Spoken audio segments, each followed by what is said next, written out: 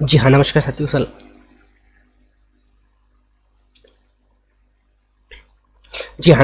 सलाम जीवन चैनल पे आप सभी का पुनः बहुत बहुत स्वागत है साथियों। आप सब कैसे हैं? मैं उम्मीद करता हूँ कि बहुत ही अच्छे होंगे। और इस वीडियो के माध्यम से आप लोगों के लिए बहुत ही ज़बरदस्त खुशखबरी है साथियों, क्योंकि यहाँ पे फाइनली मध्य प्रदेश पुलिस का जो भर्ती था, जिसका हम काफ़ी दिनों से इंतज़ार कर रहे थे, और ये जो भर्ती है साथियों रुक रुक के आ रही थी, लेकिन अब यहाँ पे फाइनली इसका नोटिफिकेशन अपडेट कर दिया गया है, जो कि आपको स्क्रीन के सामने दिख रहा है, जो कि यहाँ पे एक बहुत बड़ी जो जीत यहाँ पे मिली है। और इसको भी लेके बहुत सारे लोगों ने गुहार लगाया मध्य प्रदेश सरकार के पास में जाके बहुत सारे लोगों ने मांग रखी, और उन्हीं मांगों के आधार पर ही यहाँ पे मध्य प्रदेश कांस्टेबल का जो भर्ती है फाइनली यहाँ पे आ चुका है। और क्या प्रोसेस है इसके बारे में मैं बहुत अच्छे से डिटेल से आप लोगों को यहाँ पे जानकारी देने वाला हूँ, ठीक है। तो जैसे कि आप यहाँ पे देख पा रहे हो साथियों कि कर्मचारी चयन मंडल का जो आधिकारिक वेबसाइट पे ये जो अपडेट यहाँ पे हुआ है।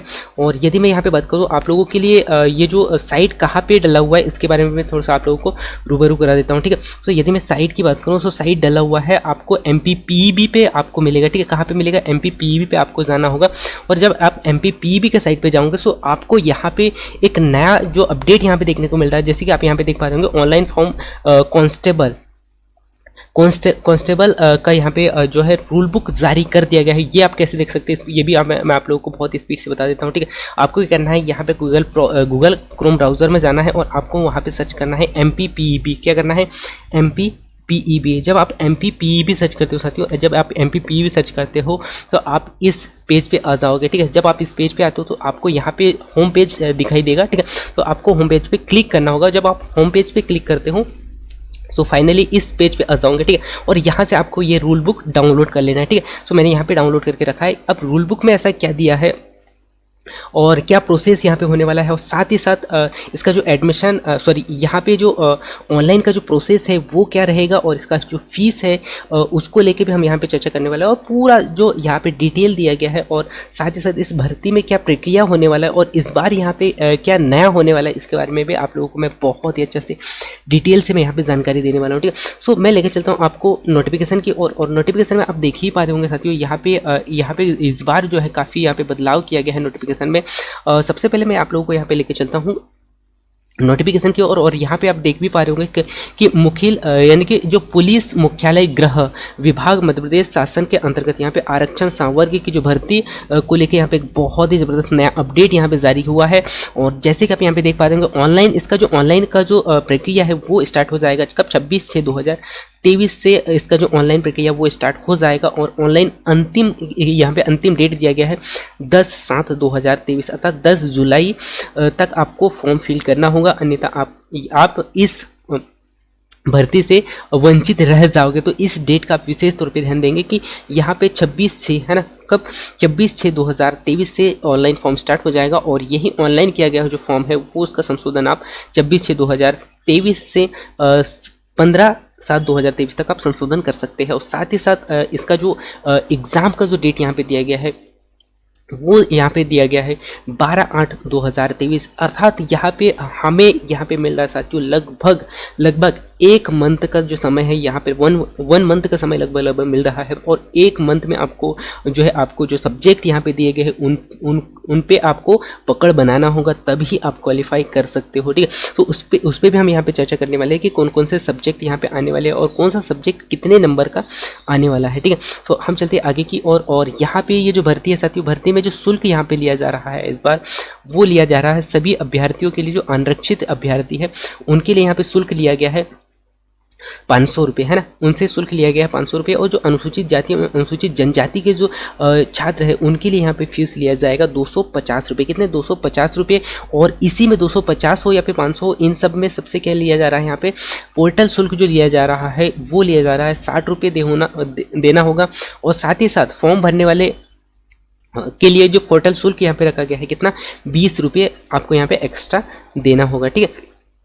ये आप यहाँ पे ध्यान रखेंगे, ठीक है। इसी के बाद में सामान्य प्रशासन विभाग द्वारा यहाँ पे जो डेट दिया गया है भोपाल 20 अप्रैल 2023 के अनुसार मंडल द्वारा आयोजित की जाने वाली परीक्षाओं में दिनांक 19 और 24 अप्रैल भरवाए जाने वाले आवेदन पत्रों में आवेदन को केवल प्रथम परीक्षा के आवेदन भरने के समय एक बार निर्धारित परीक्षा शुल्क दे होगा। ठीक है, सो यहाँ पे ये कहा जा सकता है कि प्रथम बार यदि आप फॉर्म अप्लाई करते हो तो आपको एक ही बार आपको शुल्क देना होगा और उसके बाद में उक्त अवधि तक कर्मचारी चयन मंडल की किसी भी अन्य परीक्षा में आवेदन करते समय आवेदन को परीक्षा शुल्क नहीं देना होगा। ठीक है, ये इस बात का विशेष तौर पे ध्यान देंगे। ठीक है, इसी के बाद में हम चलते हैं नेक्स्ट अगला जो यहाँ पे दिया गया है, परीक्षा का जो डेट भी यहाँ पे घोषित कर दिया गया है और परीक्षा का जो टाइम टेबल है वो पहले ही यहाँ पे दे दिया गया है। टाइम टेबल आप देख पा रहे होंगे कि यहाँ पे जो टाइम टेबल है, यहाँ पे 2 चरण में आपका एग्जाम होने वाला है और वो कौन कौन से चरण में होने वाला है, वो होगा सुबह,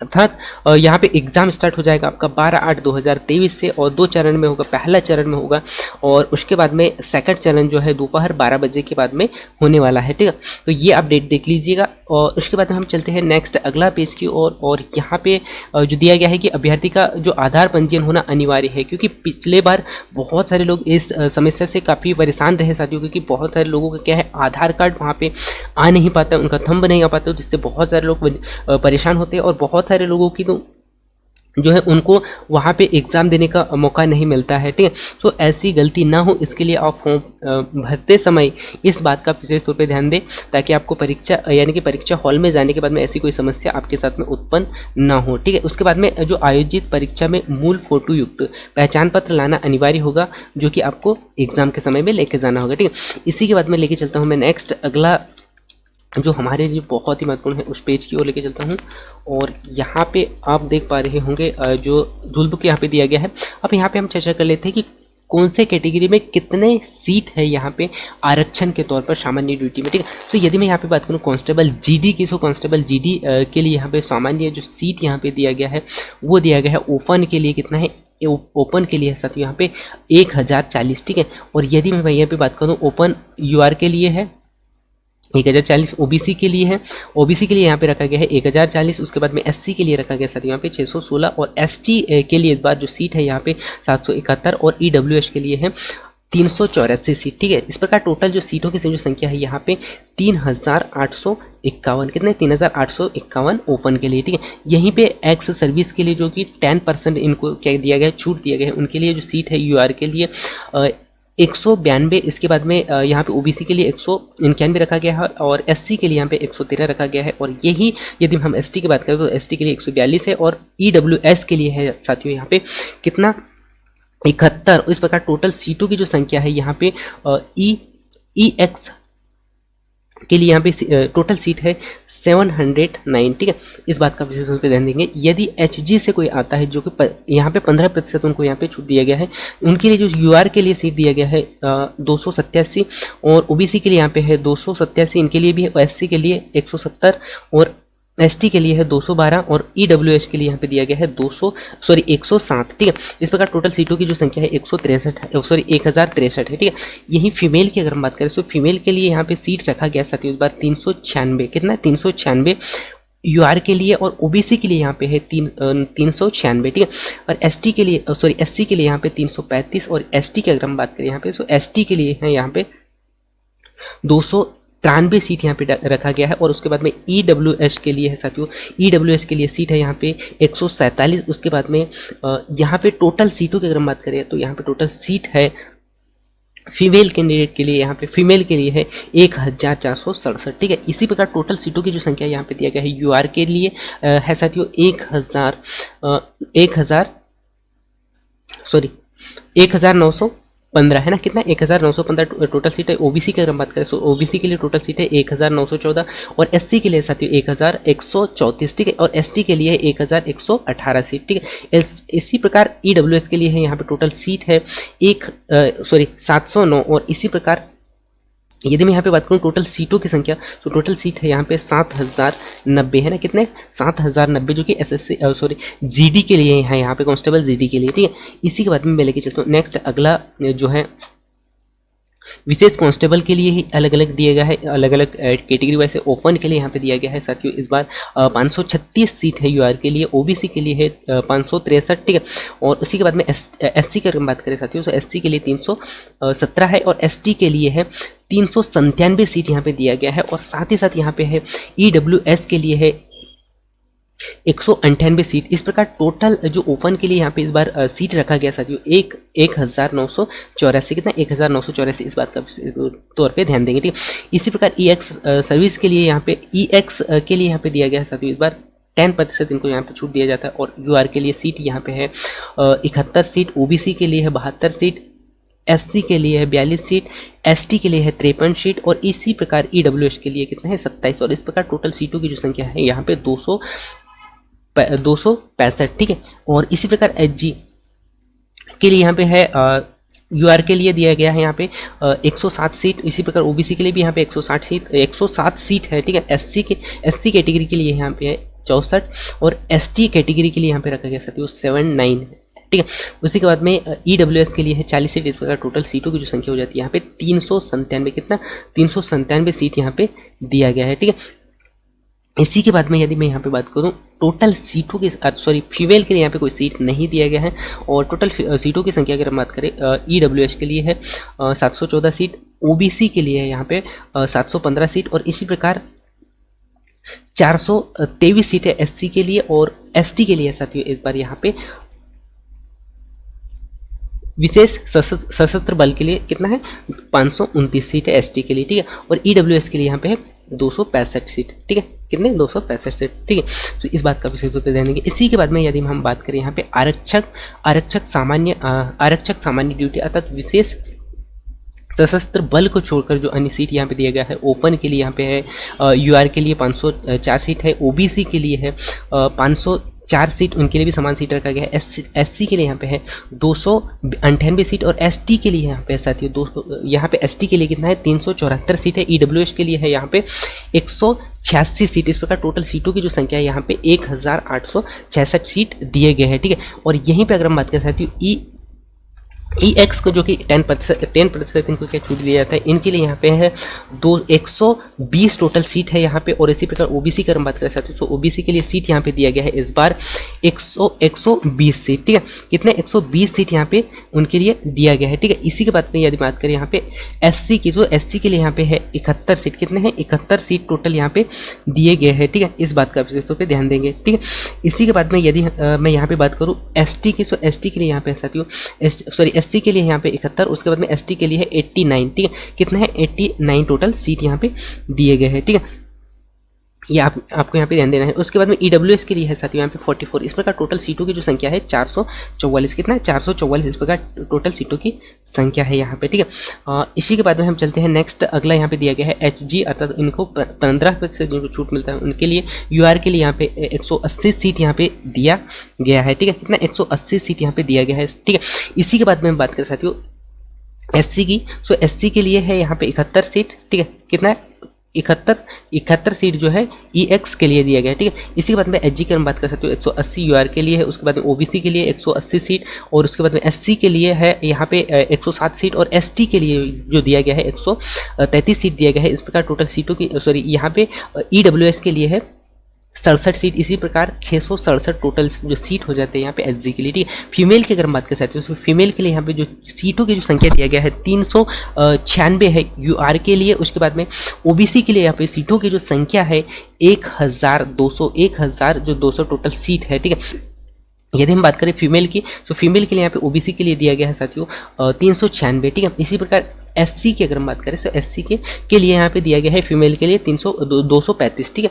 एसटी के लिए फीमेल के लिए दिया गया है 293 और इसी प्रकार ईडब्ल्यूएस की अगर हम बात करें तो ईडब्ल्यूएस के लिए 147 पोस्ट फीमेल के लिए दिया गया। इस प्रकार फीमेलों की जो सीटों की जो संख्या है यहाँ पे विशेष सशस्त्र बल को छोड़कर यहाँ पे 1467 टोटल पोस्ट है और इस प्रकार टोटल पोस्टों की जो संख्या यहाँ पे दिया गया है 4444, कितना 4444 44। तो ये प्रमुख सीट थे साथियों। और इसके बाद में यदि हम बात करें यहाँ रेडियो ऑपरेटर के लिए भी यहाँ पे दिया गया है। रेडियो ऑपरेटर के लिए क्या क्या है साथियों, कितने कितने सीट है। सो ओपन के लिए यहाँ पे रखा गया है, यूआर के लिए 49 है, इस प्रकार ओबीसी के लिए भी 49 है, एससी के लिए यहाँ पे 29 है। और इसी प्रकार यदि मैं बात करूँ एसटी की, तो एसटी के लिए 37 है और ईडब्ल्यूएस के लिए यहाँ पे 18 सीट है। ठीक है, इसी प्रकार टोटल सीटों की जो संख्या है यहाँ पे साथियों कितना 182 कितना है 182 टोटल सीट है। ईएक्स की अगर हम बात कर सकते हैं तो इनके लिए यहाँ पे यूआर के लिए 9 सीट है और इसी प्रकार ओबीसी के लिए 9 सीट है, एससी के लिए यहाँ पे 5 सीट है और एसटी के लिए यहाँ पे 6 सीट है और ईडब्ल्यूएस के लिए यहाँ पे कितने 3 सीट है। इस प्रकार टोटल सीटों की जो संख्या है वो है 32। ठीक है,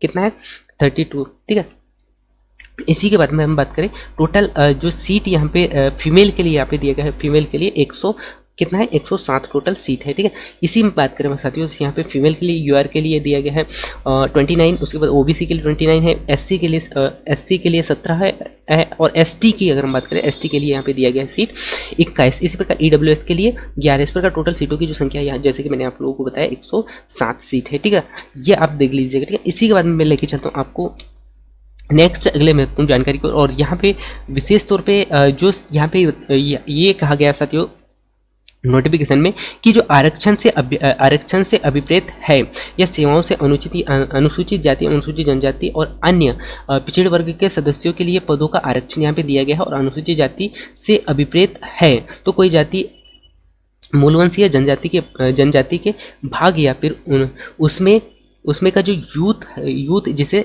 संविधान के अनुच्छेद 341 के अधीन मध्य प्रदेश राज्य के संबंध में अनुसूचित जनजातियों के रूप में क्या करता है विशिष्टित किया गया है, तो ही आप यहाँ पे इन बात का आप विशेष तौर पे ध्यान देंगे। ठीक है, ये है। और उसके बाद में जो महत्वपूर्ण पॉइंट है उन पे हम चर्चा कर लेते हैं साथियों। सामान्य अभ्यर्थियों के लिए यहाँ पे जो है यहाँ पे सामान्यता के लिए यहाँ पे रखा गया है कि सामान्य जो विद्यार्थी है या अभ्यर्थी है वो कहाँ भारत का क्या होना चाहिए, नागरिक होना चाहिए। साथ ही साथ मध्य प्रदेश प्रशासन विभाग मध्य प्रदेश के आदेश अनुसार क्रमांक यानी कि 3/8/2016 3 का भोपाल दिनांक जो कि 12 मई 2017 के अनुसार तृतीय एवं चतुर्थ श्रेणी के सभी पदों के लिए अभ्यर्थियों का मध्य प्रदेश राज्य के रोजगार कार्यालय का पंजीयन होना भी यहाँ पे अनिवार्य है। ठीक है, इस बात को विशेष तौर पे ध्यान देंगे और अभी से ये जो रोजगार पंजीयन है वो करवा लीजिए साथियों, क्योंकि अक्सर होता है क्या कि जब फॉर्म ऑनलाइन स्टार्ट हो जाता है उसके बाद में बहुत सारी समस्याएं आती है क्योंकि साइट नहीं चल पाती है,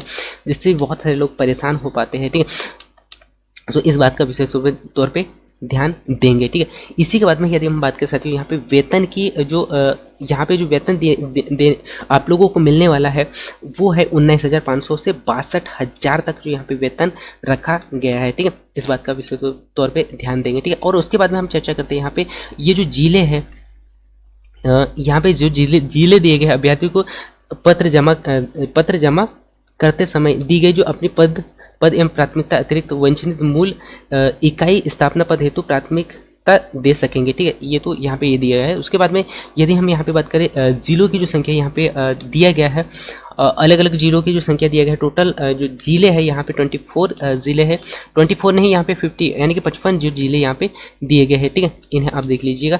इसके बाद में हम चलते हैं नेक्स्ट अगला क्वालिफिकेशन की। सो क्वालिफिकेशन क्योंकि बहुत सारे लोगों को कन्फ्यूजन भी होगा कि क्वालिफिकेशन क्या यहाँ पे रखा गया है। तो क्वालिफिकेशन रखा गया साथ यहाँ पे 10th पास यानी कि 10वीं पास होना चाहिए, अर्थात हायर सेकेंडरी अथवा समकक्ष आपके यदि 10वीं पास के बाद में जो भी आपके पास में डिप्लोमा हो। और इसी प्रकार यदि आप अनुसूचित जाति अनुसूचित जनजाति के अंतर्गत आते हैं तो आपको यहाँ पे रखा गया है, आपके लिए मांगा गया है कितना 8वीं। ठीक है, सो इस बात का विशेष तौर पर ध्यान देंगे। ठीक है, इसी के बाद में हम बात करें रेडियो के लिए यहाँ पे मांगा गया है अनुसूचित जाति अनुसूचित जनजाति के लिए 10वीं प्लस 12वीं है ना, 12वीं और 10वीं प्लस 12वीं होना चाहिए। ठीक है, ये आप देख लीजिएगा।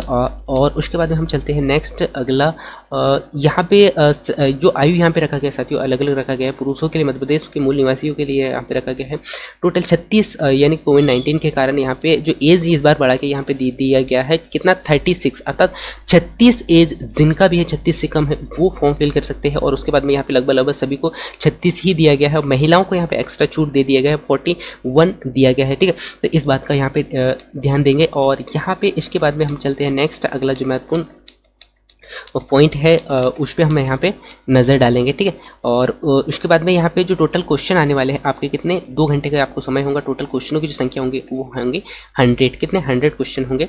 और ये क्वेश्चन होने वाले साथियों आपके क्या वस्तुनिष्ठ होंगे जो कि सही विकल्प के आधार पर क्वेश्चन पूछे जाएंगे। और आपको यहाँ पे सामान्य तार्किक ज्ञान से जो है वो क्वेश्चन पूछे जाएंगे, कितने 40 क्वेश्चन। इसी प्रकार अंकिक बौद्धिक से आपको यहाँ पे सामान्य रीजनिंग और जो मैथ्स है उनसे यहाँ पे क्वेश्चन पूछे जाने वाले हैं 30, ठीक है।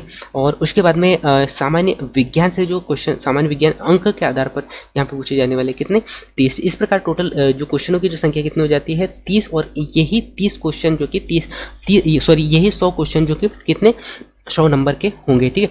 तो ये हो गया सिलेबस पे भी हमने यहाँ पे नजर डाल लिया। और ये पेपर होने वाला आपका ऑफलाइन होगा और वस्तुनिष्ठ होगा, ठीक है।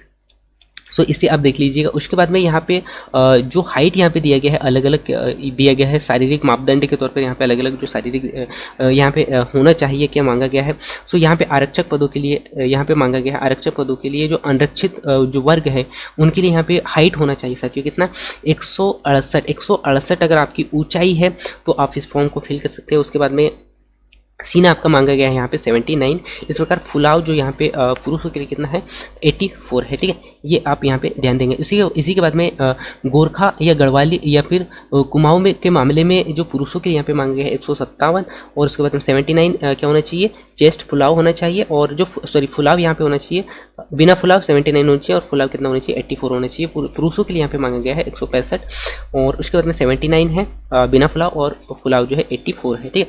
ये आप यहाँ पे ध्यान देंगे। इसी के बाद में यदि मैं यहाँ पे बात करूँ विशेष जो सहस्त्र बल को छोड़कर यदि हम बात करें यहाँ पे, तो सहस्त्र बल को छोड़कर जो भर्ती है उसमें यहाँ पे मांगा गया ऊंचाई 168 होना चाहिए और बिना फुलाव जो होना चाहिए कितना 81 होना चाहिए और फुलाव के सहित कितना होना चाहिए 86 होना चाहिए, ठीक है। और महिलाओं के लिए जो ऊंचाई रखा गया है 155 रखा गया है, ठीक है। और फुलाव तो यहाँ पे लागू नहीं होता है, ठीक है। आरक्षण विशेष सहस्त्र बल को छोड़कर यहाँ पे पुरुषों के लिए है 160। और उसके बाद में जो सीना का जो फुलाव होना चाहिए वो होना चाहिए, बिना फुलाव होना चाहिए 176 और फुलाव सहित कितना होना चाहिए 81 होना चाहिए, ठीक है। सो ये आप देख लीजिएगा। और अनुसूचित जनजाति के लिए यहाँ पे रखा गया 155 और यहाँ पे फीमेल के लिए यहाँ पे जिनके लिए जो फुलाव है वो लागू नहीं किया गया, ठीक है। ये आप यहाँ पे ध्यान देंगे, ठीक है। इसी के बाद में हम यहाँ पे चर्चा करते हैं ओपन श्रेणी की। आप देख लीजिए क्योंकि यहाँ पे इतना इंपॉर्टेंट नहीं है। जो महत्वपूर्ण जो पॉइंट थे उसके बारे में मैंने आप लोगों को रूबरू करा दिया। सो मैं उम्मीद करता हूँ साथियों कि ये जानकारी आप लोगों के लिए बहुत ही महत्वपूर्ण था और जिसका हम काफ़ी दिनों से बेसब्री से इंतज़ार कर रहे थे। कहीं ना कहीं हमारी जो बेसब्री की इंतज़ार की जो घड़ी है वो यहाँ पे ख़त्म होती है। अब आपको यहाँ पे फुल एनर्जी के साथ में, फुल जोश के साथ में आपको कड़ी मेहनत करते हुए 1 महीने के लिए आपको अपने आप को फुल एनर्जीवान समझते हुए आपको फुल एनर्जी के साथ में तैयारी करना होगा साथियों। तभी आप एक वर्दीधारी बन सकते हो और आपके जो मम्मी पापा है या फिर आपके माँ बाप हैं उनका सपना आप यहाँ पे साकार कर सकते हैं। और यहाँ पे इस बार आपको पता है साथियों कि जो 2023 का जो आगमन है कहीं ना कहीं हमारे लिए विद्यार्थियों के लिए इतना ज़बरदस्त ये वर्ष होने वाला है, क्योंकि आपको पता है कि एक के बाद एक वैकेंसी की जो संख्या है लगभग आते जा रही है। और बहुत सारे जो साथी है वो भी कहीं ना कहीं सिलेक्शन के करीब पहुंचे और बहुत सारे लोगों ने तो सिलेक्शन भी पा लिया है। सो उनके लिए तो बहुत बड़ी बात है और हम सबके लिए भी है साथियों। बस आपको और हम सबको यहाँ पे कड़ी मेहनत करना होगा और यही एक ऐसा साल है जो कि आप हम सबको एक नया मुकाम तक लेके जा सकता है। और हमारे जो माता पिता का जो सपना है, हमारा जो सपना है उसको यहाँ पे पूरा होता हम देख सकते हैं। और इसके बाद में कब ऐसी घड़ी आएगी ये हम कह नहीं सकते हैं। सो आप सबसे मेरा यही रिक्वेस्ट है साथियों कि इस 2023 को आप सब जाने ना दें, अपनी लगन और मेहनत को आप सही दिशा देते हुए अब आपको जाग जाना है और यहाँ पे कड़ी मेहनत करते हुए आपको आगे बढ़ना है और इसमें आपको एक सीट हासिल करना है, ठीक है। सो ये था साथियों आप लोगों के लिए एक बहुत ही शुभ संदेश जो कि मैंने सोचा कि आप लोगों तक ये जानकारी पहुँचा दूँ। और यदि इससे कोई डाउट हो साथियों, सिलेबस को लेकर डाउट हो या फिर और अन्य कोई डाउट हो तो आप कॉमेंट्स करके ज़रूर पूछिएगा। ये तो एक छोटा संदेश था मेरा आप लोगों तक पहुँचाने का, क्योंकि बहुत सारे लोगों को भी पता नहीं है, इसीलिए मैंने आप लोगों से लाइव बात करने का प्रयास किया। लेकिन कोई बात नहीं, बहुत सारे लोग यहाँ पे मेरे से संपर्क नहीं हो पाए, यदि संपर्क नहीं भी हो पाए तो आप कमेंट्स करके ज़रूर पूछिएगा। आपका जो भी डाउट होगा मैं उस डाउट को मैं क्लियर करने का प्रयास करूँगा, ठीक है। सो थैंक्स फॉर वॉचिंग साथियों, मिलते हैं अगली न्यू अपडेट के साथ में। जी हाँ, और यदि आप नोट्स चाहते हो साथियों तो इस चैनल को आप सब्सक्राइब करें, क्योंकि इस चैनल के माध्यम से आप लोगों को पूरे नोट्स यहाँ पे मिल रहे हैं। साथ ही साथ यदि आपका CTET का एग्ज़ाम है जो कि अगस्त में होने वाला है, या फिर अन्य कोई एग्जाम, आप मध्य प्रदेश का कोई एग्जाम देते हो साथियों, से इस चैनल को सब्सक्राइब कर साथियों, क्योंकि मैंने देखा है कि बहुत सारे लोग आप लोगों को जो नोट्स के माध्यम से या नोट्स के नाम पे या फिर टेस्ट के नाम से बहुत सारे पैसे लूटते हैं। सो इस चैनल के माध्यम से आप लोगों को फ्री में आप लोगों के लिए नोट्स आप लोगों को उपलब्ध किया जा रहा है। साथ ही साथ आप लोगों को बुक्स भी आप लोगों को फ्री में मिलने वाले हैं। और साथ ही साथ यदि आप CTET का तैयारी करें तो CTET के लिए तो आपको अभी फ्री आप लोगों को नोट्स मिल रहे हैं। पूरे पेपर 1 हो या फिर पेपर 2 हो, सभी के नोट्स आप लोगों को फ्री में मिलने वाले हैं। साथ ही साथ हम यहाँ पे जो कांस्टेबल का भी जो नोटिफिकेशन जो मैंने आप लोगों को इस नोटिफिकेशन रूबरू कराया, इसमें जो सब्जेक्ट दिए गए उस पर भी हम यहाँ पे चर्चा करेंगे नेक्स्ट आगे आने वाले क्लासेस पे, ठीक है। सो थैंक्स फॉर वॉचिंग साथियों, मिलते हैं अगली शुभ संदेश के साथ में। तब तक जय हिंद, वंदे मातरम। और आप सबसे मेरा पुनः यही रिक्वेस्ट है, आप सब्सक्राइब करें या ना करें, लेकिन आपकी जो तैयारी है उसको अभी से स्टार्ट कर दे साथियों, ठीक है। सो थैंक्स फॉर वॉचिंग, आप सभी से